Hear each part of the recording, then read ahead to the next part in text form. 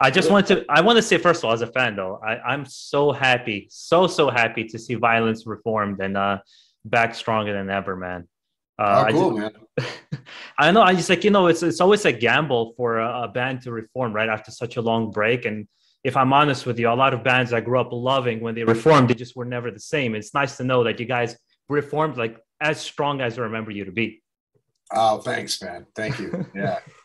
It was I such thought, a we were such a it was such a small window that we were actually, it was only a couple of years that we only did three tours, so it's it's weird to think of like, oh, all that time we're getting back together. Well, we've actually been together longer than we were before, so it's yeah, yeah. strange in that sense. And you know what it is too? It's just the eternal nightmare and oppressing the masses, nothing to gain. They just become classic staple thrash albums that everybody comes back to. It's like I would say if you go to YouTube and you look top 10 thrash albums, it's always going to come up. At least it's like 1 in 3 is the minimum. Yeah, yeah. Yeah, yeah. I just saw something. Maybe it was Revolver did their top 50 thrash albums of all time, and we didn't even make top 50 with Revolver. It's like, come on, man, not even top 50. I mean, I'm not saying it to be nice to you. I don't look at Revolver. I don't look at Metal Injection a lot of times because they always go for the guys everybody heard. It's like they'll mention Slayer again. They'll mention it's like no, but there's a lot of treasure troves that a lot of people don't know about that's just as good. And I always made that argument.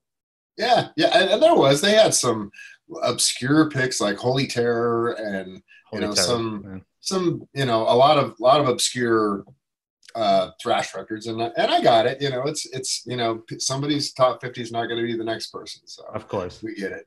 But how does it feel to be writing material after 29? I mean, I know you've been in Machine Head and you've been doing other things, but in a sense of how does it feel to write material for Violence again?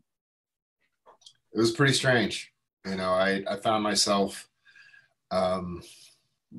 writing and having the freedom or having a purpose to write a thrash record, and writing a thrash song. Because before I did it, if I were to write something thrashy, it wasn't going to be used, or it wasn't going to get used in Machine Head. So it was something that had a purpose other than just, for myself for fun or just to be working. Because I'd write thrash riffs and just practice on them to keep my chops up. But, going into this, I remember writing Flesh for Bone, and I just having that same feeling of going, oh man, there's no boundaries here. This could be whatever it needs to be. And so with that, in a sense, I went back and revisited the first record that I wrote when I was in, just out of high school. I was super young when I was, 19, 20 years old when I was writing those songs. And I wanted to capture that, that feeling. Just freedom of like no responsibility. I did a lot of stupid shit when I was a kid, and stole cars and, vandalized and just a bunch of dumb crap that, I didn't have any responsibility. So it's just, I wanted to recapture that reckless abandon of just like, and put it into the music, but also use all my experience as a songwriter over this time to be, and musicianship, to be able to form these things with the tools I have now too. So take all, the best of all of the worlds and put them together. And I'm pretty proud of how it came out. We worked hard on these songs and put them through the tightest of filters. Every note was like, no, let's go half step here. Let's go, no, I don't like this, or add something here. I remember I kept adding things, and the dudes were all to a man, except for Sean. He's just like, whatever, give me the finished product and I'll sing over. Sean had some input with some of the structuring, but for the most part, it's me and Perry, and changing things. Perry pulling his hair out like, oh my God, I just got this down and you're changing it again. Well, what is for me personally, I'm only 34 years old, but with my cousins who are older, my brother who's older, introducing me to heavy metal, thrash has always been my favorite. To this day, it's my favorite genre of heavy metal, but it's also kind of become a dying breed. It's like become less and less of a thing to see a pure thrash metal band that comes out and does something. And I would wanted to say, somebody who's a veteran, what was the driving force for you guys behind reforming as Violence and perhaps maybe starting something that was new that you didn't do before, just with the same friends? I think that it was just a matter of Sean went through his transplant and his sickness, and he Yeah. wanted to give back and do a show with, if not with Vio-Lence, then have these musicians and have him be able to perform, because that this one benefit he wasn't able to. He was, unable to perform. So he wanted to be able to do that, and then he saw that once I quit Machine Head, that hey, he's available. Maybe we just try to get the band back together and do a couple shows and see what happens. And man, it was ridiculous. We put tickets on sale and they sold out. We put up another day, sold out, and just the response was just really overwhelming, pretty Yeah. crazy. And so we've always done well at home in the Bay Area here. We've always done well here, so we knew that it was a biased interest, but there's people flying in from overseas, from Europe and from the UK and from Australia, and people wanting to see the band, and we were really thrown back by it all. So as we're doing these reunion shows, we do the one, then Sacred Reich asked us to join on and do a couple shows with them, which Yeah. becomes these insane shows. The most insane show I've ever played ever was with Vio-Lence at the Regent.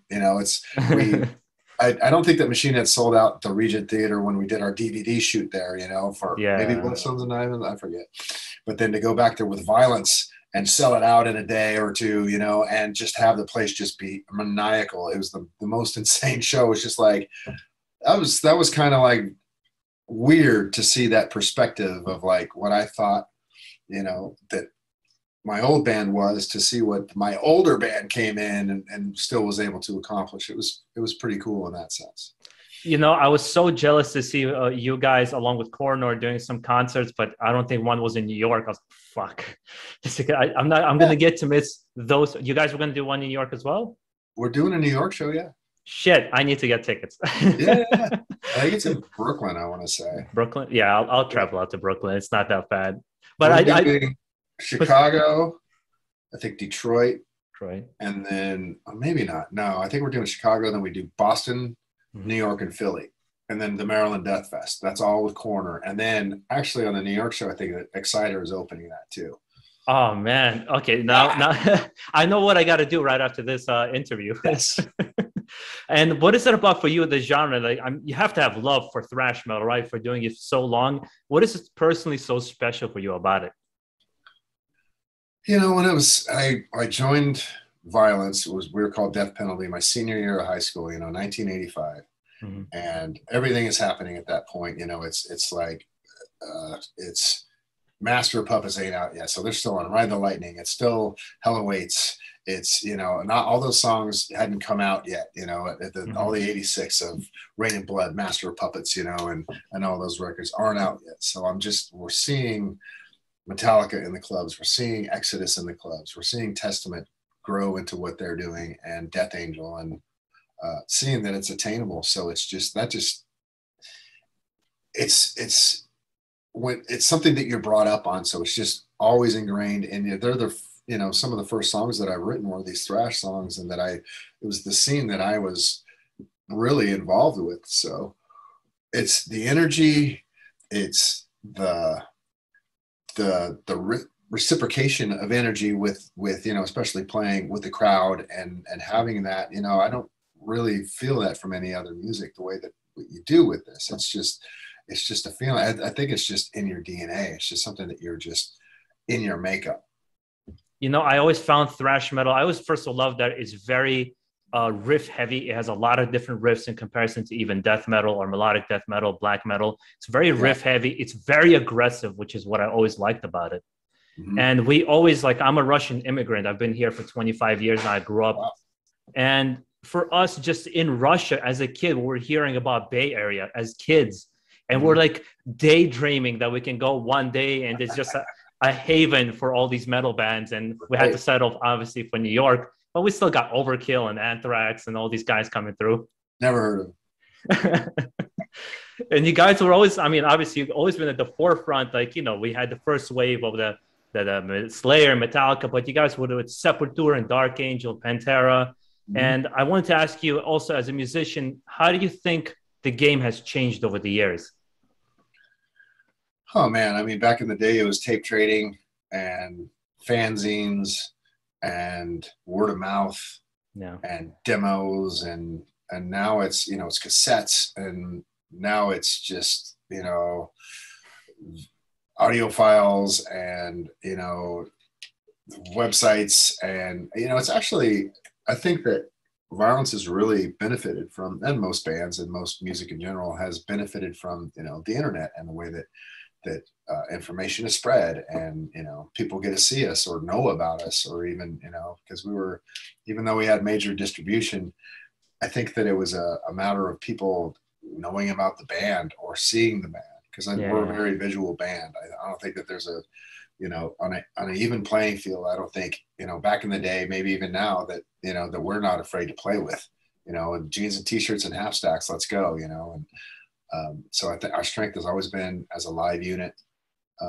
But recently, you know, with this record, and having Bobby in the band and having Christian in the band, and Perry has really stepped up his game and gone, put him through boot camp, and you know, he's really worked hard, man.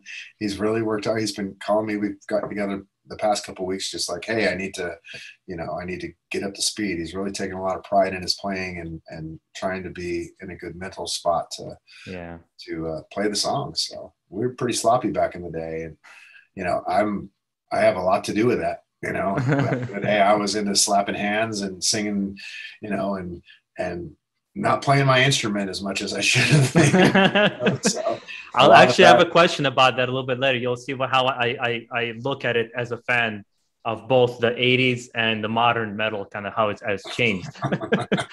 But ultimately, do you think the digitization for you, you obviously said it worked in the favor of Violence, but do you feel like it's a good thing ultimately for bands, especially metal? It's always going to be a niche, I think, genre in comparison to pop, rap, and all these other very streamlined genres.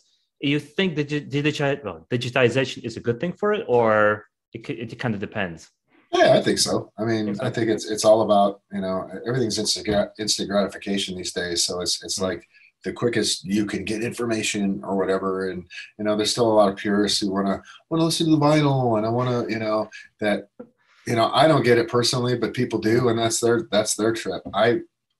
Man, you know, I can't, you know, there is a band that I have just got their CD. It's a band called Charger, and it's Matt Freeman from Rancid. It's they're total Motorhead, you know, fun rock and roll metal. And so that's like the one record I've listened to back to front, you know, a couple of times now. But for the most part, I'm popping in with songs that I already know, and I've you know, it's almost kind of detrimental in the sense of that album oriented rock, or that, you know, the album sense is kind of not here anymore. Not here You anymore. know, we did an EP, and so I'm kind of subscribing to that theory that it's like, I wanted to, you know, rabbit punch you in the face 5 times with these songs, and then get out, and then, you know, and then have you wondering, you know, oh, what was that? That was great. You know, the whole 2 pumps and a quiver, like, yeah, you know, and get at it. And, you know, and hey, that was pretty good.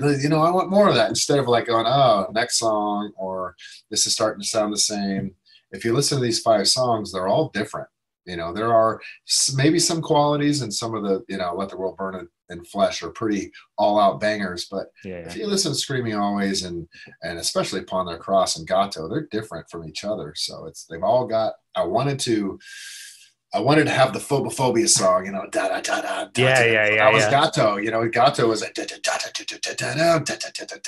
know, I wanted to carry these characteristics from Eternal Nightmare into these new songs, and so if you listen with that kind of sense, it's like, oh yeah, this sounds like blah blah blah. This is, oh, here's the TDS song, or, you know, so it's all these. I wanted to push forward and make it sound like Violence. Well, it's funny you said Phobophobia. That's my favorite song from you guys ever, if I have to pick one. And the other part is my father, being a classic rock guy, he's taught us since we were kids to listen to an album from beginning to the end. He goes, give the artist the respect. At least listen to it one time. The way Yeah, it's like, then pick out, do whatever the hell you want, but at the very least one time, see what the person intended for you to hear. Yeah, and I've always followed that. But you kind of mentioned already a couple of things, but I'll still ask you: do you feel nostalgic at all about anything from the '80s and even the '90s, about the way metal music or music in general was, or you fully embrace the kind of the new era of how everything's changed? I'm okay with the way things are. Okay. I'm okay. I'm not, jaded or, bitter about back in the day we used to, Those are I real enjoy that music. time. I've been really lucky to have all these musical lives and careers within a career. I've gone through so many stages, and arguably right now I'm at, there's so many things coming up and so many stuff that I've recently done, playing with Leaving Machine, had a 16-year career with them, but going right into jamming with Slayer and, doing the violent scene, coming back and, jamming with Lamb of God and, jamming with Overkill and writing songs with, I've got a lot of music that's coming up, writing with all these just random people that here I am. I turn 55 tomorrow. Tomorrow's my birthday. I'm turning 55 years old, and I'm still ascending. How lucky am I for that? After all I've done and all these different things. Sorry, I just had a couple of. I'm happy to hear a couple of donut holes with my son, so I'm all sugared up. I gotta say, I'm happy just for the couple minutes we've been talking. I'm happy to hear the fire in your heart, because I can feel it in the music. Right. And it sucks when you hear bands that you love. I'm not going to name it's thrash metal bands, but there's some bands I love them to death, and I'll still defend them. But when you hear some of their new stuff, it's like, fuck, man, you know it's over. Yeah. You're never going to hear that thing that you grew up with, and it's okay. People change to get older, but it's a hard moment for an old school fan to hear that. Yeah, you hear it. I mean, when somebody's not being genuine in there, when the fire isn't there that it was. No. And that's what I pride myself in these 5 songs is there's fucking fire there, man. Upon the cross, man.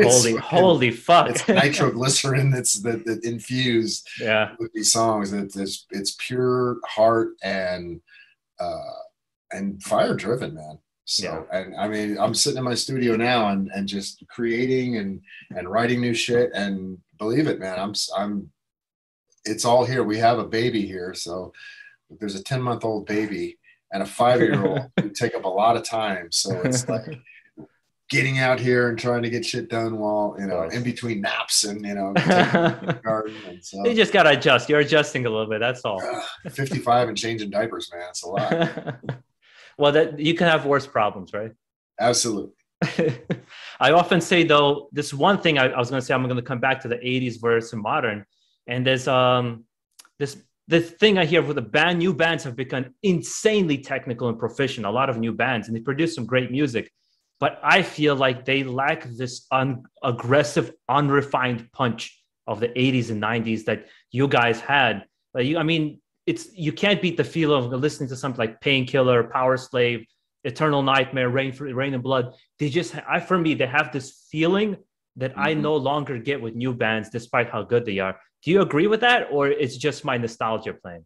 There was bands back in the day were like that too. I mean, there's bands that have legitimate, moments like that. Havoc does for me, Yes. Power Trip has moments where you go, fuck, these kids get it, and even Municipal Waste and all their zaniness, they have moments where you feel it, and that these guys they mean what they're fucking playing. Yeah. This band Byzantine from West Virginia, they're like pretty proggy and really proficient, but they still have moments of like, fuck, they nail it down. And I think that they were Violence fans back in the day, I want to say. So it's good to hear. Even back in the day, there was people that you just didn't believe, and you just got it. Hey, we're just churning these out. And even like some of the veteran bands that are just, churning it out, grabbing the advance, doing a tour, putting some new music out. And when you're just, there isn't much heart in what they're doing. I mentioned this specific topic is because I got a copy of Let the World Burn. And before I sat down to listen to it, I'm going to be honest with you, I had doubts. I'm like, fuck, is this going to be good? Like, you get scared a little bit, right? It's like, man, it's like, I want to keep my memory of what I remember. And once I heard Flesh from the Bone, and especially Upon My Cross, I realized like I haven't banged my head this hard since Exodus released their album in November. And I'm like, fuck, I'm getting exactly what I wanted. I'm getting this feeling, and I was so happy. Upon the Cross was like on replay. I mean, I like all the songs, but you know, like something resonates with you on the album all the time. And this song is just, it was not the fastest song, but it had that just pure thrash groove for me. Well, that was the last one written. I thought we were just going to do 4 songs. Gato was the last one we did, and it was that one was a labor of love. It went through a lot of changes and a lot of work. And once I was done with that, I'm done. This is, 4 songs. That's what we're going to do. And I'm always writing in the jam room, and even stuff that wouldn't be for violence or whatever. And I put it on my voice memos on my phone and writing some riffs. And I had that,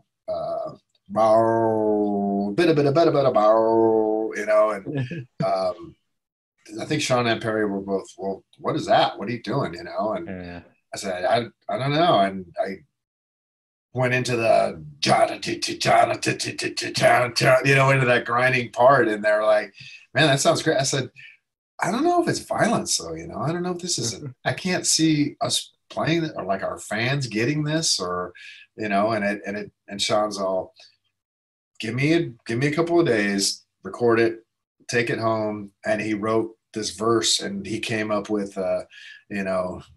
the chorus. And I got goosebumps right now because me and Perry both went, oh, fuck, that was so good. He made it that song, with the lyrics. It all came together. I'm all like, yes, okay. Then it just all came from that. The whole harmonies at the end and the double bass part. And there's even an ode to Eternal Nightmare. And when it kicks back in, dun, dun, dun, dun, dun. Come on, that's Eternal Nightmare. Let's just incorporate it. I gotta say, man, Sean sounds better than ever. I think also like the time that put gruffness into his voice too, it changed it a little bit, right? Yep. But I think he sounds better than ever.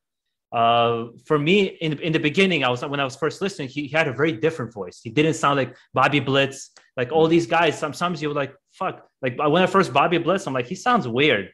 I couldn't get into Overkill at first, right? And then I understood he loved Iron Maiden so much. He wanted to mimic the voice a little bit. Right. But then you get in the groove and you understand what a band tries to do, and you're like, oh, okay, I get it. And you kind of get on board. I just spent 3 weeks with those guys, right? Listening to Blitz every night. Yeah. Oh man, I love him. He's so energetic live, and he's so crazy. I've always loved that about Overkill and just thrash metal in general. Right. And you guys you mentioned obviously you're working on new material, the new EP. Is there anything you can say about it? And I also want to put in my first vote. We need a Vio-Lence new full album, man. I am going to put my first.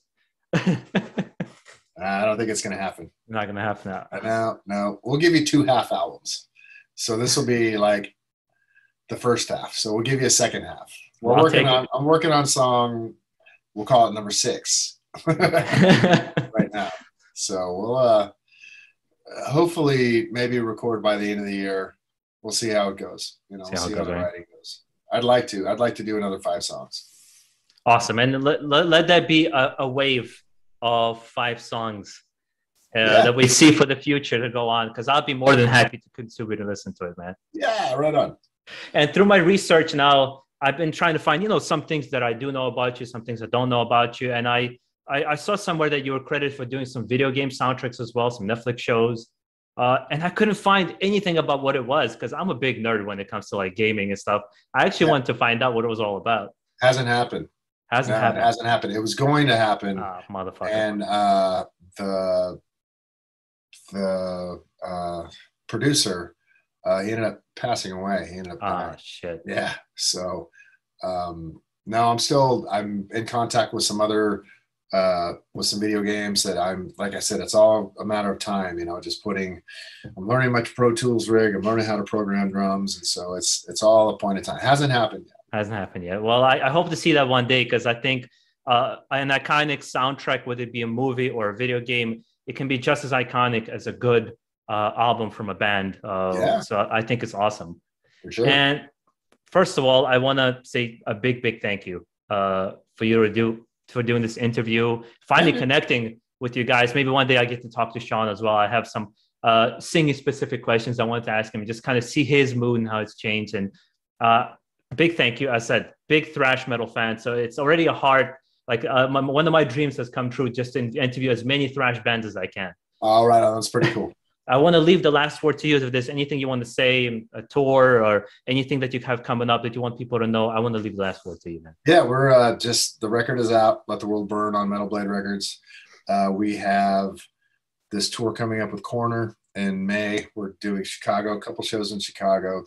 We sold out the first night, so they added a second night in Chicago, May 22nd, 21st, and 22nd.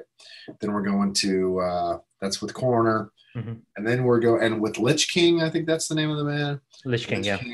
And then we go to Boston, Philly, New York with Exciter and Corner. Then we're playing the Maryland Death Fest. We're doing the Oblivion Fest in Texas in May. We're doing a home show. I don't think we've announced support for that, but in Oakland in June, we're playing. See, Vio-Lence is doing these weekends. We're going to go out and do, we're not doing full tours, but we'll do, Seattle and Portland are coming up, and we're going to do, Detroit and Pittsburgh or something like that. Far, then, I'm guessing nothing in Europe as of the moment, right? Yeah, they're playing the Bloodstock Festival in the UK. Nice. Doing, I think, Brutal Assault in Czech Republic and the Alcatraz Festival, I think, in Belgium are all the same weekend. Awesome. I think there's a full run happening with Artillery and Whiplash in November, December in Europe. That's awesome. So hitting, I don't think it's going to the UK, but I think they're doing Western Europe and doing some shows in South America. There will be shows that I don't play. I've got some other scheduling conflicts that are happening with other things and such that will be, cleared up later. But there will be some shows where there will be a fill-in for me at these shows. So awesome. And I have some work to do as soon as we hang up here. I'm going to go and buy a couple of tickets, man. Again, thanks so much, man. You have no worries, man. So yeah, Sean sent out, you did a review of the record, and so he sent out your link. So I've seen your review of the record. So I appreciate it. Thanks for being on board. I always try to be, what it is, like whenever you have negatives or positives to say, you always want to be truthful. But like I said, once I heard Flesh and Bone, once I heard Upon the Cross, my heart was singing. I was so happy. Yeah, I get what you mean, where you're like, oh, this band's back together, and is it going to be good? Do I really want to hear this or not? And a lot of times you're disappointed where you're like, go put on the old ones and remember how it was. So yeah, that happens. I'm glad you're digging it, man. Thanks a lot, man. Take care. All right, be good.